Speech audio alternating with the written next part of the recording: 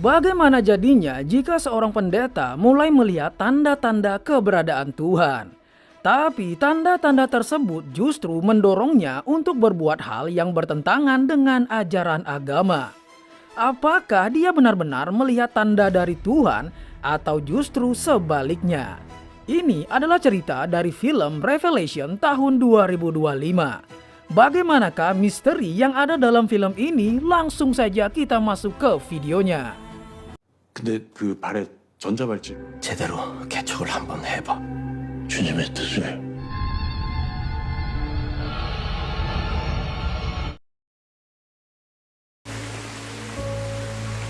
Di awal film kita diperlihatkan seorang gadis kecil bernama Ayong berjalan menuju ke gereja. Sedangkan dari belakang dia terus diikuti oleh pria misterius bernama Yang Rae. Dari kejauhan, seorang polisi wanita bernama Yunhee juga sedang mengawasi gerak-gerik dari Yang Rae. Ayong yang merasa ketakutan karena terus diikuti kemudian masuk sampai ke dalam gereja. Tapi Yang Rae masih tetap mengikutinya.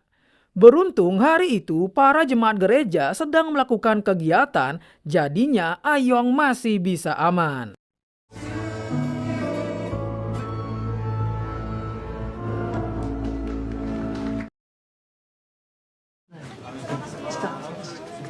Setelah acara selesai, Ayong bergegas pergi bersama teman-temannya yang tentunya kembali diikuti oleh Yang Rae.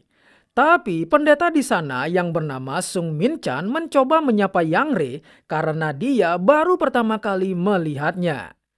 Pendeta Sung yang mengira Yang Rae ingin mendaftar menjadi jemaatnya malah langsung diajak mengobrol, bahkan ada sedikit paksaan untuk mengisi formulir pendaftarannya. 예전에는 이런 게 없었는데 요즘 교회들은 또 아무래도 이제 저희 Pendeta Sung bahkan sempat memotretnya kemudian mengeprint fotonya. Hal itu tentunya sudah melanggar privasi dari orang lain. Tapi Yang Rae masih bisa bersabar. Tidak lama berselang, Pendeta Sung mendapatkan telepon dari orang suruhannya. Faktanya selama ini dia curiga pada istrinya sendiri. Dia merasa istrinya telah berselingkuh di belakangnya. Dugaannya pun terbukti benar saat orang suruhannya berhasil mengambil foto istrinya saat sedang bermesraan dengan pria lain. Mengetahui kecurigaannya selama ini adalah fakta, sikap Pendeta Sung pun sedikit agak berubah karena dia bahkan menginjak seekor serangga di dekatnya. Seharusnya seorang pemuka agama tidak akan melakukan hal tersebut. 진행한다 그러면 뭐 어떻게 해? Dia yang kembali ke dalam melihat jika Yang Rae ingin pergi. Yang Rae juga membawa baju jemaat gereja pemberiannya. Namun saat Pendeta Sung ingin memakaikannya sepatu, dia melihat ada gelang tahanan di kakinya. Yang berarti Yang Rae adalah narapidana yang masih berada dalam pengawasan polisi.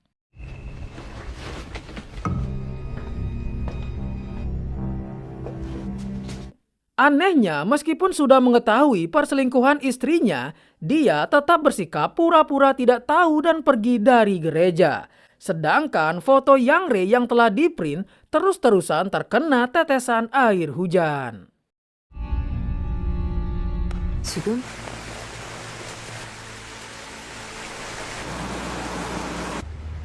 Dalam perjalanan, si istri mengatakan jika dia akan menghadiri acara reuni kampusnya dan meminta Pendeta Sung untuk menjemput anak mereka karena si istri akan pulang terlambat.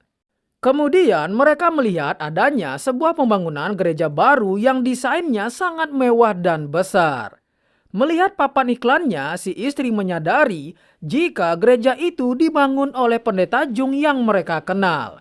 Dia pun berkata mungkin saja suaminya akan ditunjuk menjadi pendeta utama di gereja tersebut karena dibangun tidak jauh dari gerejanya sekarang. 여기 교회 들어오나 봐. 친구가 맡아보라고 하나 보다. 당신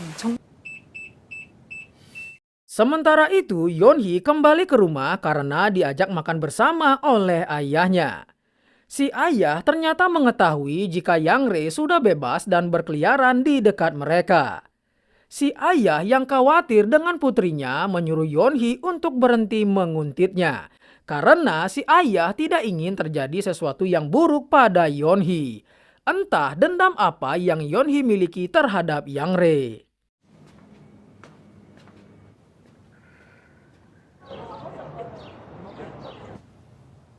목사님, Pendeta Sung kemudian menemui Pendeta Jung sesuai saran dari istrinya, dengan harapan jika dia akan ditunjuk menjadi pendeta utama di gereja yang sedang dibangun oleh Pendeta Jung. Tapi alih-alih akan mendapatkan kabar gembira, Pendeta Sung justru harus kecewa karena sebenarnya Pendeta Jung ingin menjadikan putranya sendiri sebagai pendeta utama di gereja tersebut. Tapi dia masih dengan halus berkata meminta saran kepada Pendeta Sung kira-kira siapa orang yang pantas untuk memimpin di gereja itu. 고민하자. 먼저 들어가, 빨리. Keluar dari sana, dia pun bertemu dengan anak dari Pendeta Jung yang sedang bersama dua jemaat wanitanya. Si anak pendeta tersebut sebenarnya tidak ingin menjadi pendeta utama karena merasa dirinya belum pantas. Dia justru setuju jika Pendeta Sunglah yang memimpin di sana. Meskipun begitu, jauh di dalam hatinya Pendeta Sung sebenarnya sangat ingin menjadi pendeta utama dan ada sedikit rasa kecewa karena merasa perjuangannya selama ini malah dikalahkan oleh orang dalam. 미안해. 모든 걸 다 짊어진 Malam harinya dia bahkan sampai berdoa agar tidak goyah dengan hal duniawi karena saking inginnya menjadi pendeta utama. Dia meminta petunjuk dari Tuhan jika memang dirinya pantas menjadi pendeta utama di gereja mewah tersebut. Selesai meminta petunjuk dari Tuhan, dia kemudian ditelepon oleh istrinya yang terdengar sangat cemas karena anak mereka telah dijemput oleh orang asing. Ya, saking pengennya menjadi pendeta utama, dia sampai lupa untuk menjemput anaknya sendiri. Di momen ini dia mulai melihat tanda-tanda aneh. Contohnya foto Yang Re yang telah diprint berubah menjadi sosok iblis akibat terkena tetesan air hujan. Dia yang yakin itu adalah sebuah pertanda, kemudian mencari alamat dari Yang Re dan berkesimpulan jika anaknya telah diculik oleh Yang Re yang merupakan seorang kriminal esek-esek.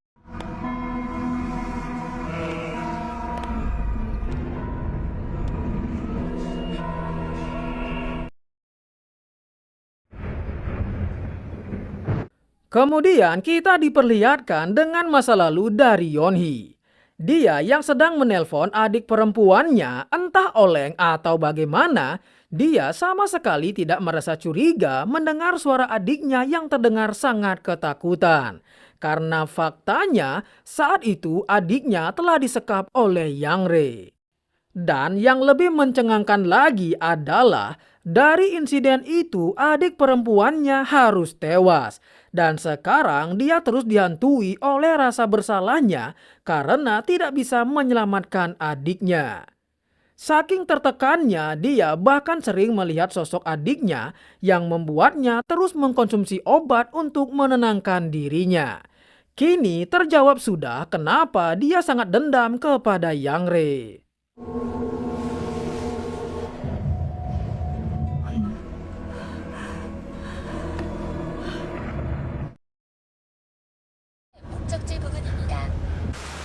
Setelah menemukan alamat Yang Re, Pendeta Sung melihat Yang Re yang menaruh sekop ke dalam mobilnya. Dia yang panik langsung menduga jika Yang Re pasti ingin membuang mayat. Dia kemudian menelpon polisi dan melaporkan Yang Re. Tapi belum sempat menjelaskan lebih detail, ponselnya malah mati. Melihat Yang Re sudah pergi, dia pun terus mengikutinya sampai mereka tiba di sebuah gunung.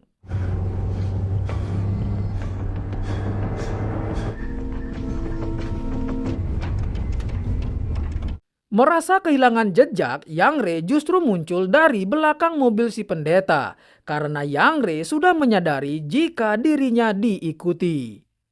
Karena sudah ketahuan, dengan panik dia langsung memanggil anaknya dan mencari ke dalam mobilnya Yang Re. Tapi dia tidak menemukan apapun. Ketika melihat Yang Re tidak lagi menggunakan gelang tahanannya, Pendeta Sung pun langsung kembali ke mobilnya. Dan terjadilah sedikit adu mekanik di antara mereka berdua. Dari kejadian ini, Yang Re tidak sengaja terpeleset dan jatuh ke bawah, sampai kepalanya menghantam bebatuan. Melihat Yang Re terluka di kepalanya, dia yang panik kemudian dihubungi oleh istrinya lagi dan mengatakan jika anak mereka ternyata dijemput oleh ayah dari temannya. Kondisi anak mereka pun masih baik-baik saja. Mendengar itu sungguh apes bagi si pendeta karena terlalu mengikuti keyakinannya tanpa menyelidiki lebih dalam. Di momen ini, Pendeta Sung melihat penampakan wajah Tuhan di sebuah bukit. Dia pun kembali meyakini jika Tuhan sedang memberikannya wahyu dan menuntunnya untuk menghabisi Yang Re yang merupakan seorang penjahat. Dengan begitu, dia mengambil baju dari jemaat gereja yang kemarin dia berikan dan dengan polosnya membuang Yang Re ke jurang kemudian pergi dari sana.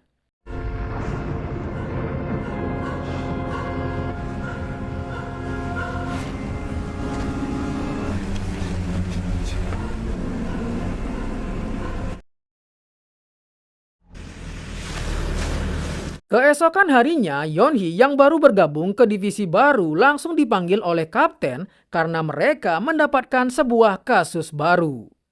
Di mana berkat laporan Pendeta Sung kemarin diduga kuat jika Yang Re kembali melakukan aksinya setelah dia merusak gelang di kakinya.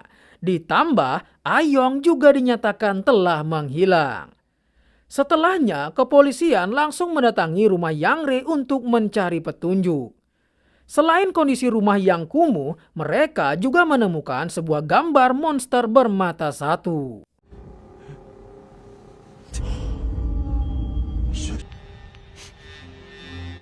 Saking ketakutannya, Pendeta Sung bahkan sampai mencari informasi apa hukuman untuk pembunuhan yang tidak sengaja, karena dia berniat untuk menyerahkan dirinya ke polisi. Tapi tidak lama kemudian, dia didatangi oleh Yeonhee dan rekannya terkait laporannya kemarin. Meskipun sedikit gugup, dia menjelaskan awal mula dia bertemu dengan Yang Re. Kemudian Yeonhee yang memiliki insting kuat memeriksa ruangan lain. Dalam ruangan tersebut, dia sempat mengambil baju milik Yang Re yang terkena lumpur, tapi dia tetap tenang. 그 성도명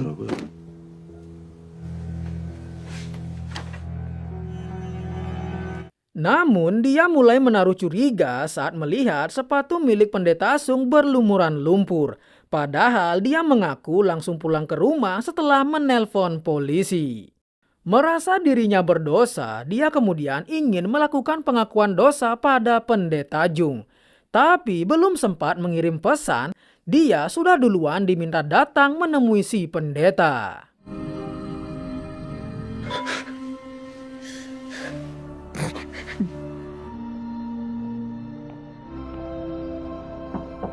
Tapi kembali lagi, alih-alih akan mengakui kejahatannya, Pendeta Jung justru mengatakan jika putranya telah berselingkuh dengan jemaat wanitanya.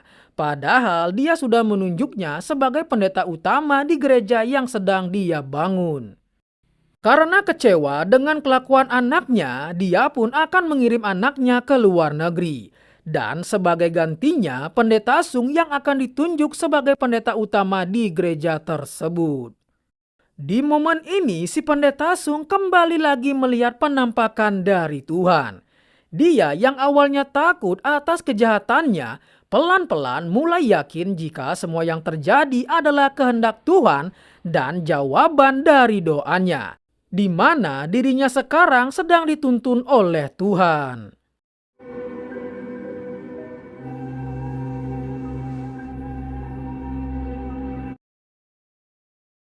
권양래 담당 보호감찰관 얘기로는 Di tempat lain, kepolisian mendatangkan seorang psikiater yang sempat merawat Yang Re untuk meminta keterangan. Yeonhee yang baru datang langsung teringat masa lalu saat melihat psikiater tersebut. Faktanya, adiknya Yeonhee ternyata berhasil meloloskan diri dari Yang Hee. Dia pun akhirnya berhasil ditangkap dan diadili. Tapi psikiater tersebut menjelaskan kepada hakim jika Yang Re mendapatkan penganiayaan sejak dia masih kecil oleh ayah tirinya. Selain disiksa dengan brutal sejak kecil, Yang Re juga mendapatkan pelecehan esek-esek. Dari penjelasannya itu, Dewan Juri dan Hakim malah memutuskan jika Yang Re memiliki sakit mental dan perlu perawatan khusus. Tentu saja Yeonhee yang melihat kondisi adiknya tidak terima dengan dalih yang dikatakan oleh psikiater tersebut. Tapi dia malah diusir keluar dari persidangan. Kembali ke masa sekarang, ketika mengobrol dengan psikiater tersebut, Yeonhee menjelaskan akibat penjelasan yang dulu dia berikan di dalam persidangan, alhasil kisahnya pun menjadi viral dan semua orang menganggap jika Yang Re pantas dikasihani. Si adik yang menjadi korban tentu saja tidak terima atas hasil dari persidangan dan orang-orang justru mengasihani iblis seperti itu. Karena merasa tidak mendapatkan keadilan, alhasil dia pun memilih untuk mendiskon nyawanya. Yeonhee mengatakan secara tidak langsung psikiater itulah yang telah menghabisi adiknya. Karena baginya sosok iblis seperti Yang Re tidak pantas untuk hidup.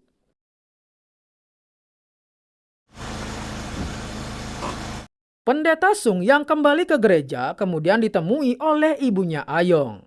Melihat ibunya sangat ketakutan, Pendeta Sung langsung berusaha untuk menenangkannya dan mengajaknya untuk berdoa pada Tuhan agar Ayong tetap dalam perlindungannya. 만약에 무슨 일 생겼으니까 그거 목사님 맞죠?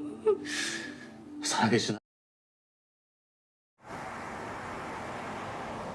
Pendeta Sung yang sedang mengantarkan si ibu pulang kemudian sedikit menjadi panik karena si ibu mendapatkan telepon jika polisi berhasil menemukan keberadaan mobilnya Yang Re.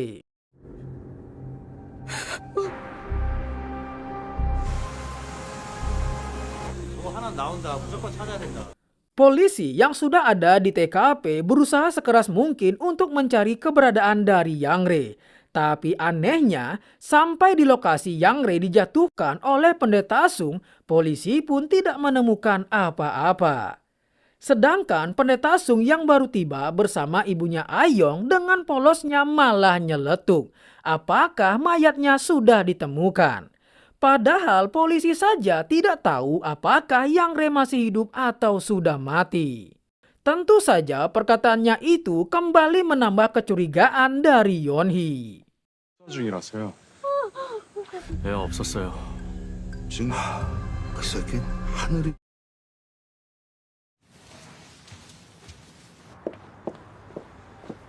Kemudian Pendeta Sung dan istrinya yang akan pergi ke sebuah panti jompo sempat mengobrol sebelum berangkat. Di momen ini Pendeta Sung mengatakan jika dirinya telah ditunjuk oleh Pendeta Jung untuk menjadi pendeta utama di gereja yang sedang dibangunnya. Hal itu bisa terjadi karena anaknya Pendeta Jung telah melakukan perselingkuhan. Mendengar kata selingkuh otomatis membuat si istri menjadi panik. Pendeta Sung kemudian bertanya apakah tidak ada sesuatu yang ingin diakui oleh si istri. Karena terus didesak, akhirnya si istri pun mengakui perselingkuhannya.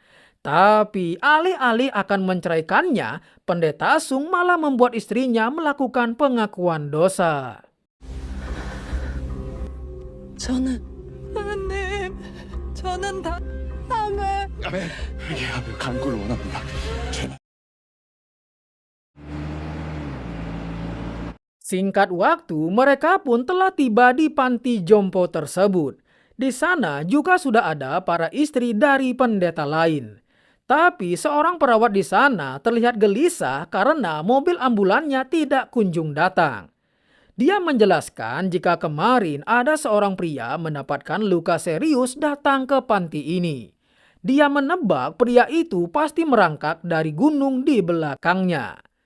Mendengar perkataan perawat itu, Pendeta Sung mulai panik karena dia yakin pria itu pasti adalah Yang Re. Untuk memastikan dugaannya, dia menyuruh istrinya untuk masuk terlebih dahulu dan dia akan memeriksa tempat pria tersebut dirawat.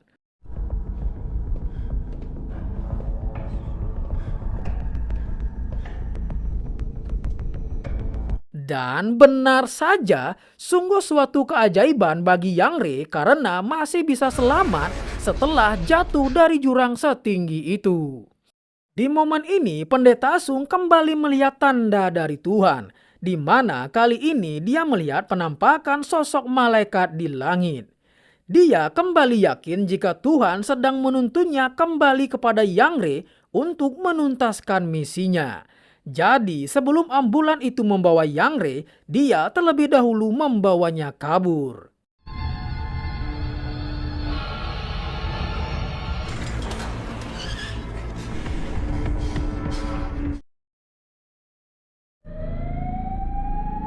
Malam harinya, polisi telah tiba di sana karena mendapatkan informasi jika Yang Re sempat dirawat di sana. Padahal dia sudah digondol oleh Pendeta Sung. Karena tidak mendapatkan petunjuk ketika keluar, Yeon-hee melihat istrinya si Pendeta Sung yang kemarin sempat dia lihat berada di gereja. Dia kemudian meminta daftar dari gereja para istri pendeta. 저쪽에 하나 있고요. 주방 쪽에도 나가는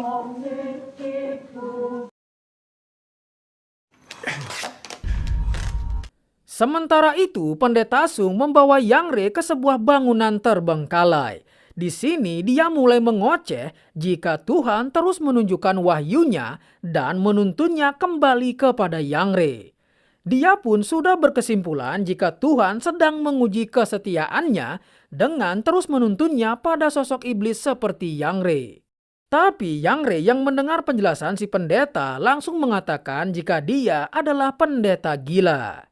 Yang Re kemudian berkata jika si pendeta menghabisinya sekarang, maka dia tidak akan bisa menemukan gadis yang telah diculiknya. Ya, ternyata selama ini Yang Re memang telah menculik Ayong dan menyekapnya di suatu tempat. Karena Yang Re tidak mau mengatakan di mana Ayong disekap, dia pun menjadi kesal dan menghajar Yang Re. Karena bingung harus melakukan apa, Pendeta Sung kemudian menutup wajahnya Yang Re menggunakan lakban dan menguncinya dalam sebuah ruangan.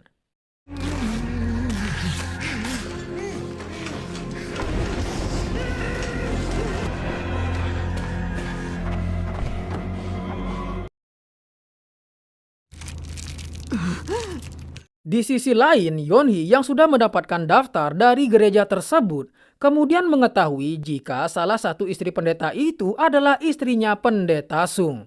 Artinya, Pendeta Sung sempat datang ke panti jompo tersebut.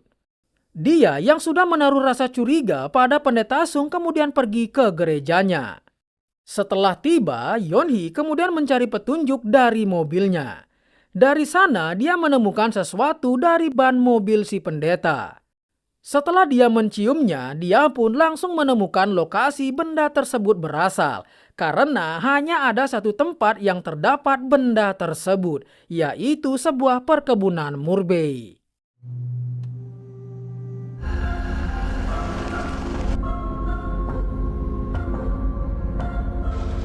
Singkat waktu, Yeon-hee pun telah tiba di lokasi Pendeta Sung menyekap Yang Re.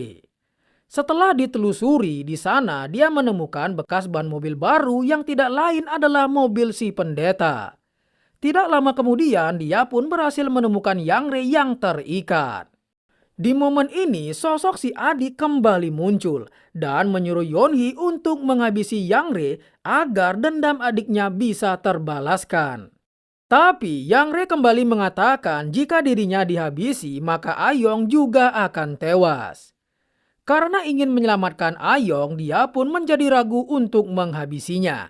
Alhasil dia pun keburu digaplok oleh Pendeta Sung yang kembali ke sana. 말하면 나 죽일 거잖아. 뭐라고?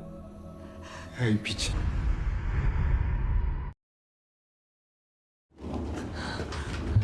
모든 게 우연 같죠. Setelah Yeonhee diikat, dia kembali mengatakan jika semua ini adalah kehendak Tuhan. Karena awalnya dia sangat bingung bagaimana cara menghilangkan jejak setelah menghabisi Yang Rae. Tapi Tuhan kembali memberikan petunjuk dengan mengirimkan Yeonhee. Jadi dia akan menyeting agar seolah-olah mereka berdua saling menghabisi atas dasar balas dendam dari Yeonhee.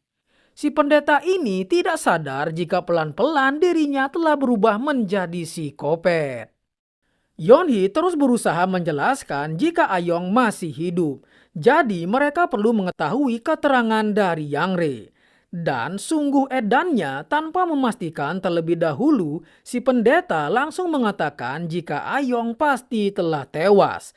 Karena yang paling penting baginya sekarang adalah menjalankan perintah Tuhan untuk menghabisi Yang Rae. Si pendeta yang sudah mantap dengan keyakinannya langsung akan memulai rencananya. Tapi Yeonhee berhasil melakukan perlawanan. Dengan sedikit bantuan dari Yang Rae, dia berhasil memborgol tangan pendeta Sung pada batang besi. Namun akibat hal itu, Yang Rae malah ikut terseret akibat tumpukan besi di belakangnya terjatuh. Sebelum menemui ajalnya, Yang Rae sempat memberikan petunjuk kepada Yeonhee jika Ayong telah dilahap oleh monster bermata satu.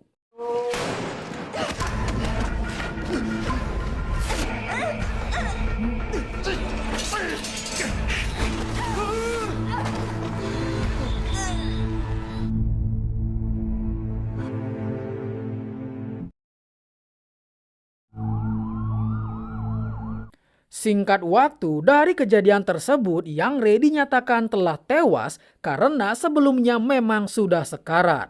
Sedangkan si pendeta ditangkap oleh polisi. Meskipun dia terlihat sangat puas karena berhasil menjalankan perintah Tuhan.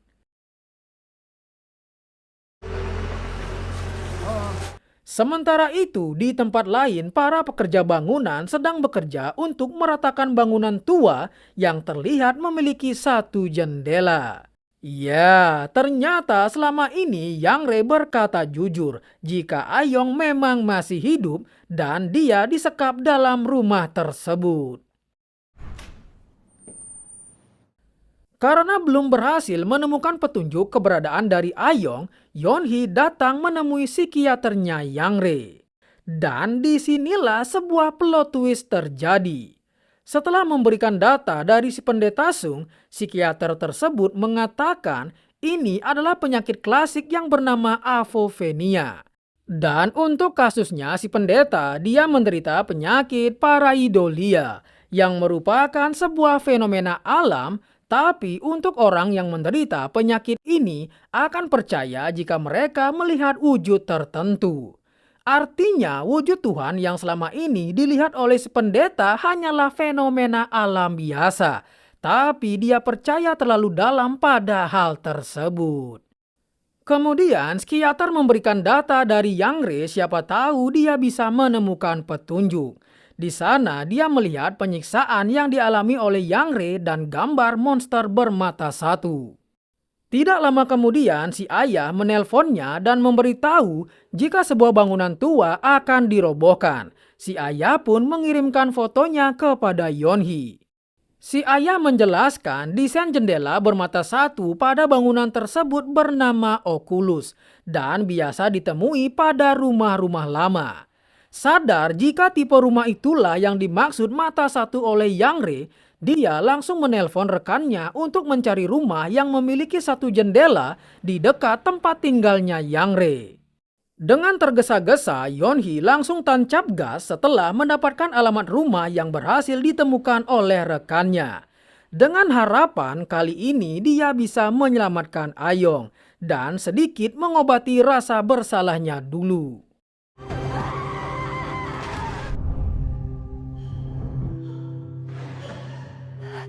잠깐만.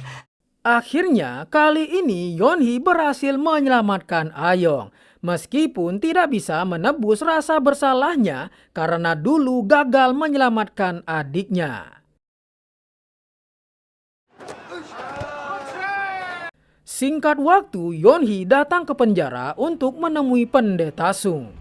Dia yang yakin jika Ayong telah tewas langsung dibantah oleh Yeonhee karena dia berhasil menyelamatkan Ayong dalam kondisi masih hidup. Dia yang masih tidak percaya kemudian ditanyai oleh Yeonhee, siapa yang memberitahumu jika Ayong telah tewas?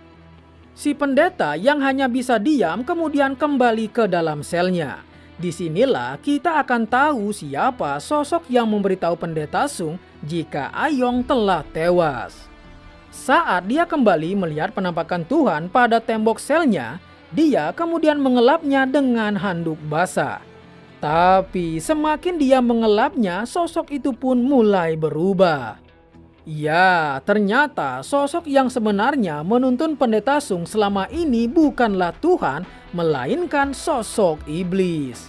Dengan begitu, film pun sudah berakhir.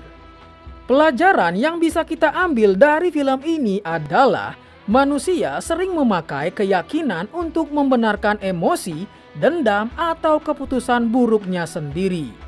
Di kehidupan nyata, kadang kita merasa paling benar sampai lupa melihat fakta dan kehilangan kontrol atas diri sendiri. Film ini juga menunjukkan bahwa trauma dan rasa sakit yang tidak terselesaikan bisa mengubah seseorang menjadi gelap bahkan ketika niat awalnya baik. Jadi, jangan biarkan ego, amarah, atau rasa paling suci membuat kita kehilangan kemanusiaan. Itu.